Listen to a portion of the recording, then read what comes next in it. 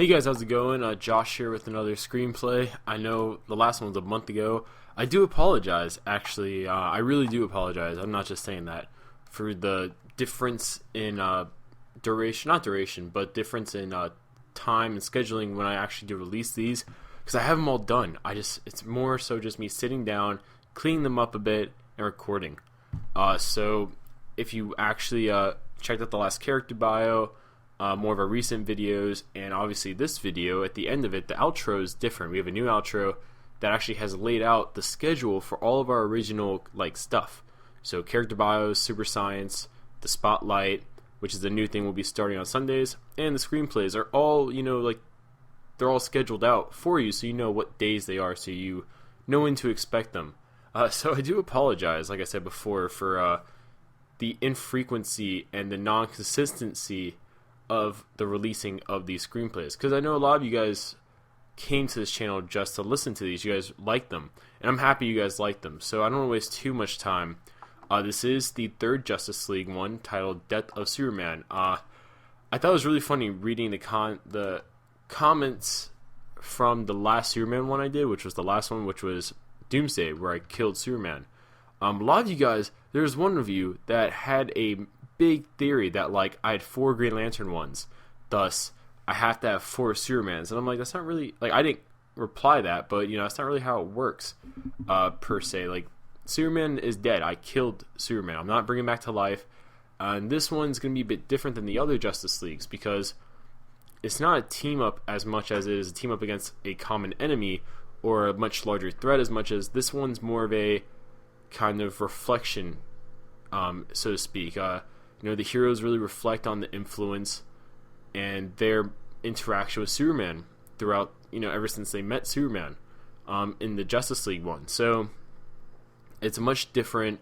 I don't think it's a slower kind of if this were to be made into an actual movie. I don't think it'd be a slower movie as much as it would be just more reflective and a breath of fresh air to really symbolize the change in pace, the change in this world that has just occurred because Superman is dead.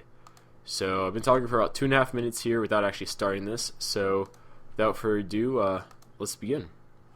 So this takes place after Superman Doomsday, about a week afterwards, and we start off in Gotham City with Bruce Wayne in a car heading to an unknown location. Now he doesn't say a word besides looking at a picture in his hand.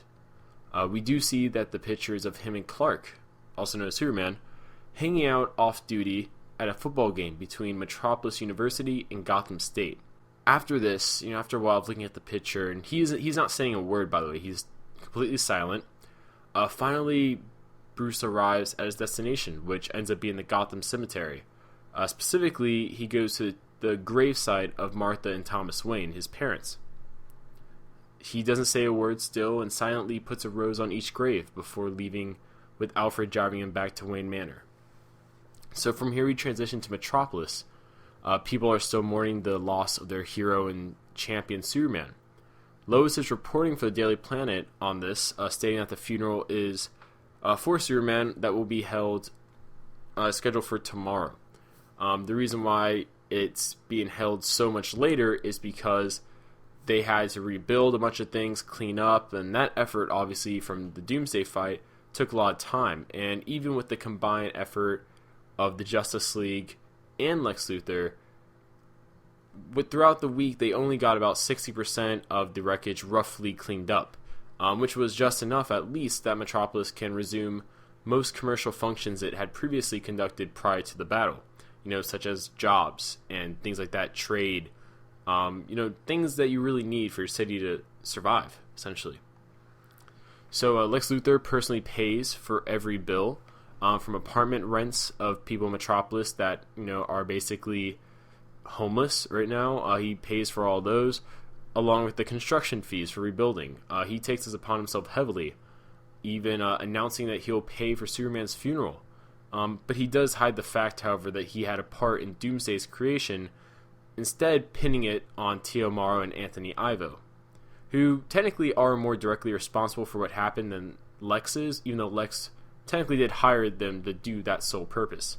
At Lex's office, we see him His house is destroyed, by the way. His mansion's wrecked. It got destroyed in destruction. So he's currently basically living in his office, and we see that he's turned to alcohol to deal with his guilt, drinking a lot of wine, champagne, things like that, as he looks out his window to see the damaged buildings of Metropolis below. In Detroit, we see John Stewart, also known as Green Lantern, sitting in his apartment similarly, just like kind of Lex was, but less drunk, looking out into the city. It's morning time over there, and he's eating his usual meal of scrambled eggs, slices of toast, and a bowl of grapes. He then flies off as Green Lantern, witnessing a mugging. He stops the mugging, but notices that the victim, whose name's Zach, has a Superman shirt on. And Green Lantern, he talks to him a bit, flies the person, Zach, to their home, while telling them the story about how he met Superman.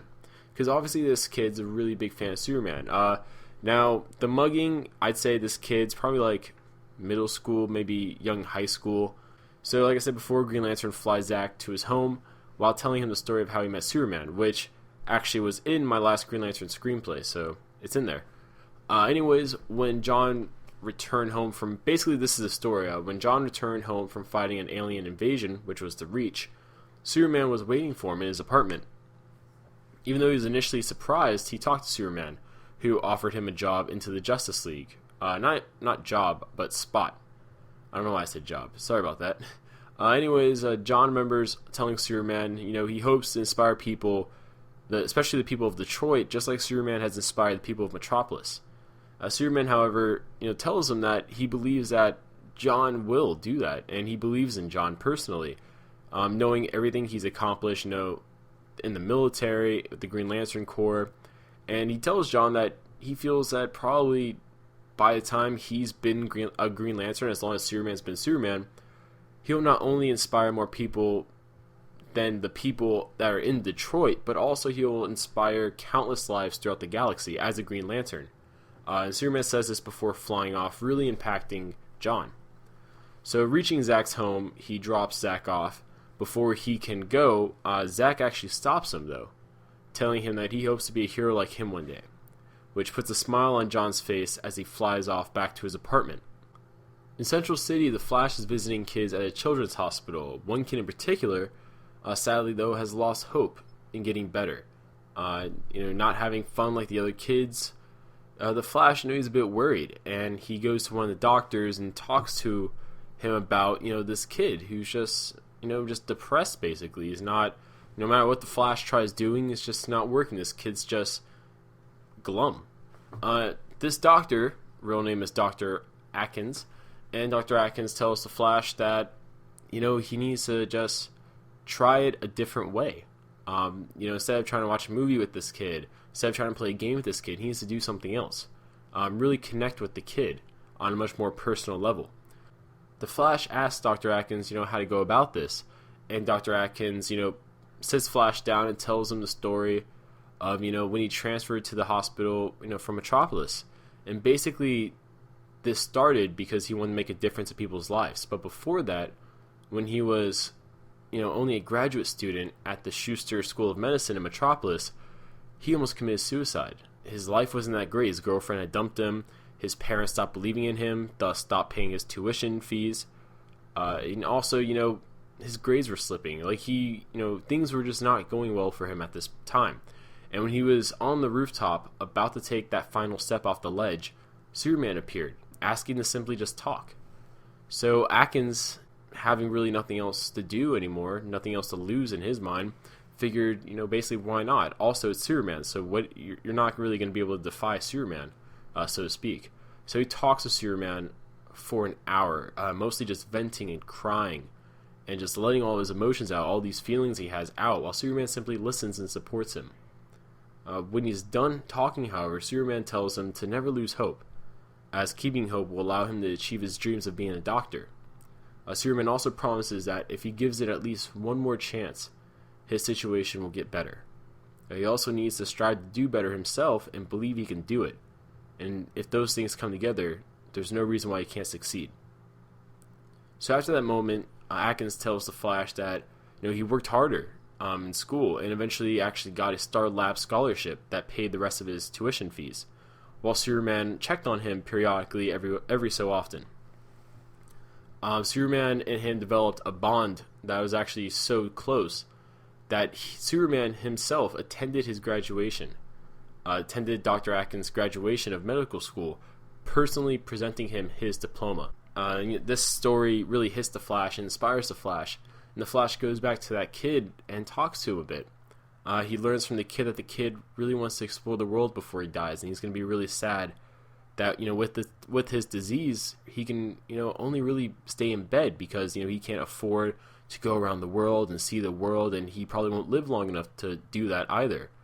So the Flash gets his, the kid's parents' permission and, the doctor's approval before taking the kid around a tour, just a tour around the world.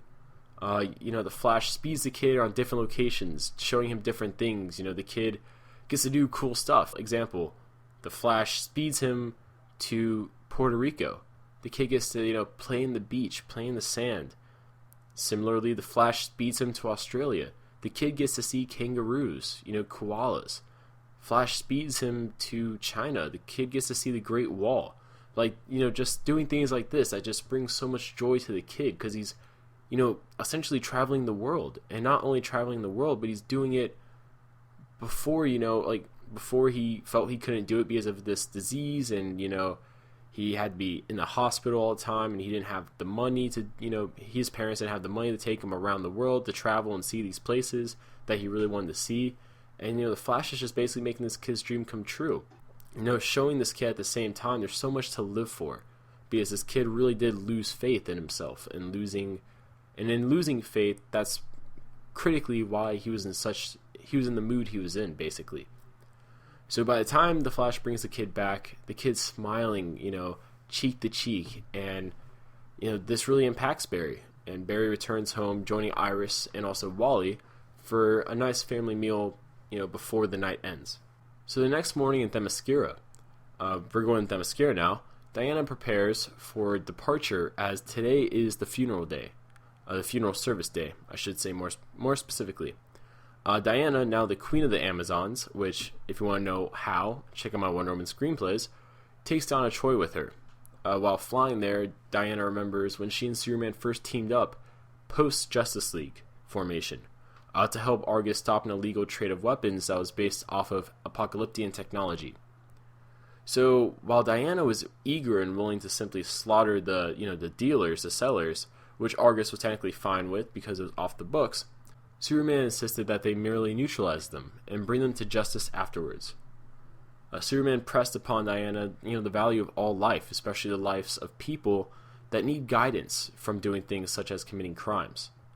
Superman also tells her that they're the example for everyone, essentially. The eyes are always on them. They can't do things like play judge, jury, and executioner, which it gets to Diana. She listens to it and she takes it into account going into the mission, only subduing the sellers instead of killing them, leaving them to the authorities, which actually proved more effective than what she previously thought, as Argus was able to get important information on the dealer from them, which obviously led to them stopping the selling of these illegal weapons. So transitioning after this to Atlantis, it's still morning time or daytime, whatever have you, of the funeral day. We see Arthur, Mera, Calderon, and obviously Arthur and Mera's son, Garth, getting ready for the funeral. Garth is still a baby, pretty much, by the way, too. In case you've been following my Aquaman screenplays, which I highly recommend you do, obviously, to fully understand the state in which Arthur, Atlantis, Mera, all of them are at. So while Arthur himself cannot recall a specific moment he shared with Superman outside of the Justice League, he does, however, remember when Superman personally came to Atlantis after the Dark God Cthulhu attacked, purely to help the Atlanteans rebuild. Superman felt that he should have been able to help in any way possible before this happened, and while this did happen, and felt that the only thing he could do was help rebuild. So he came down, and he was the only member of the Justice League to do this too. So this really, left an impact on on Aquaman, sorry. So Arthur tells Calder, because obviously Calder's around teenage years, he tells Calder that if there was one surface dweller that he should look up to, it would be Superman. And he says that before they leave to go to Metropolis. At the funeral service, many people are obviously there. Metropolis pretty much declared this a national holiday. Not a national holiday, they can't do that. But they declared it a essentially citywide holiday in just Superman's honor, which obviously makes total sense. Now, in attendance at this funeral, besides the Justice League members, we have Wally West, also known as Kid Flash, Iris West, Calderon, Dick Grayson, also known as Nightwing, Perry White, Mira, Garth, Donna Troy, Steve Trevor, and countless other important citizens in Metropolis, like Lex Luthor, for example, and the mayor of Metropolis. Lois gives a beautiful speech on Superman and Clark Kent, as now there's no reason to hide the information that they are one and the same. She describes his desire to help others, love of humanity and life, and also his never-ending hope for everyone, even if they walked on another path, besides his own of heroism. And she says that, by the way, while looking at Lex, which obviously makes Lex a little bit uncomfortable. So, but after the service, the Justice League carries a casket out to a special grave/memorial in the heart of Metropolis, which is now being turned into basically, one giant memorial for Superman in his honor, with a garden, all that stuff, a fountain, the works, basically. So afterwards, Justice League members, besides Batman, with Lois Lane also, and their family members like Iris, Mara, things like that, they all have a private get-together on the now finished Watchtower. Because if you remember from my other Justice League screenplays, this whole time, the Watchtower had been, in building, basically. Wasn't a quick thing to build whatsoever. Down below, though, back in Metropolis, at the memorial gravesite, silently just there's only Batman. This is nighttime now, and or more like it'd be nighttime / like sunset, like late sunset. So like you get a really cool camera shot, all the the red and the orange contrasting against the dark outfit that Batman has, and Batman is just there silently, like he was in the beginning of this. Places a rose on top of the gravesite before he heads back to Metropolis in the Batmobile. So that's the end of this. I hope you guys liked it. I know everyone always loves it when I do a post-credit like stinger thing. So the post-credits for this would be Amanda Waller and Lex Luthor deciding to initiate Project Rising Sun with Cadmus, essentially putting two projects together, which you can probably assume what that's really for. Anyways, Waller mentions that a government project such as this would probably need the president's approval, to which Lex Luthor turns around, looks at her, and responds, "I'll take care of that," before he walks out. So hopefully you get the reference I just made there. President, Lex Luthor, put two and two together. There we go. So I hope you guys like this. Like I said before, the outro has the schedule nowadays for the original uploads, so to speak, like character bios and all that stuff. So if you, I'll just run you through it really quickly for the screenplays at least. Super Science and the DCCU or DC Cinematic Universe screenplays will be alternating every Tuesday. So basically, bi-weekly a screenplay will come out, just like bi-weekly Super Science will come out. So I hope you guys like this one. I hope you guys subscribe if you're new. Let me know in the comments how you felt about this. Did you like it? Did you not like it? Why did you not like it? If you didn't like it, things like that. Did you miss Martian Manhunter? Like, these are things I want to know from you guys. But all jokes aside, I hope you guys liked it, and I'll see you guys later.